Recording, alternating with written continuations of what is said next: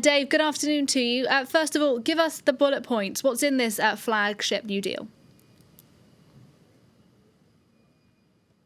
Well, President von der Leyen has just finished presenting this flagship policy to the European Parliament. It contains 50 policy measures.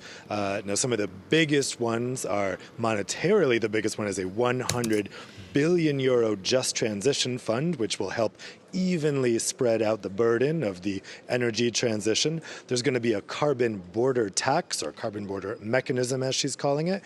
That's designed to make sure that production and companies don't move outside of Europe to avoid stringent climate legislation. There's also going to be a new industrial strategy and agricultural strategy to, as von der Leyen put it, completely change the way that the EU sees economic growth, to make a new growth paradigm. Now, the real flagship element of this proposal is, as you mentioned, that target to completely decarbonize the EU by 2050. Now, they would get to what's called net zero emissions. That means that they would almost completely reduce emissions, and whatever emissions are left would be made up for by projects that absorb carbon, let's say planting trees, so that in the end, Europe isn't contributing any carbon emissions to the world. Now, the European Parliament, where she's just presented this, she's kind of preaching to the choir there. The idea is very popular there. There's only, I'd say, far-right MEPs that are resisting this. But of course, members of the European Parliament aren't the ones that would have to implement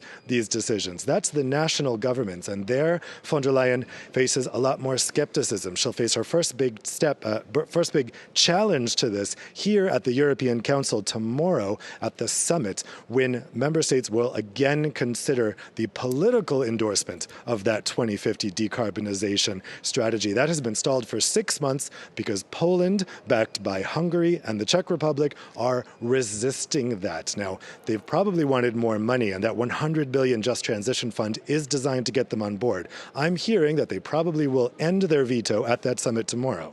The main reason being that in this Green Deal, von der Leyen says she will propose a legally binding 2050 target in March, whether or not Poland ends its veto. And so, in the end, that legislation would just have to be passed by majority. This is really Poland's take it or leave it moment. Either you take this funding and end the veto now, or we're going ahead anyway without you, and you probably won't get the funding. You mentioned there some of the opposition from other EU states. Big picture, how realistic is what von der Leyen is trying to achieve? These feel like some rather ambitious goals for the European Union. Well, the target is still 30 years away, so it's kind of hard to measure that right now. It's going to depend a lot on technology and a lot on societal changes. What we can measure more concretely is the interim 2030 target. Right now, the EU has set that at 40%, but von der Leyen in this proposal wants to increase that to 50 or even 55%.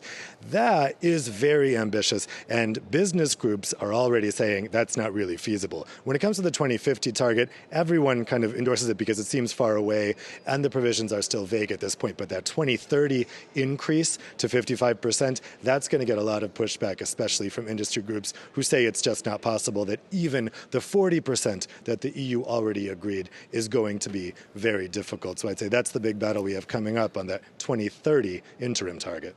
All right, Dave Keating, live for us this hour in Brussels. Thank you very much indeed.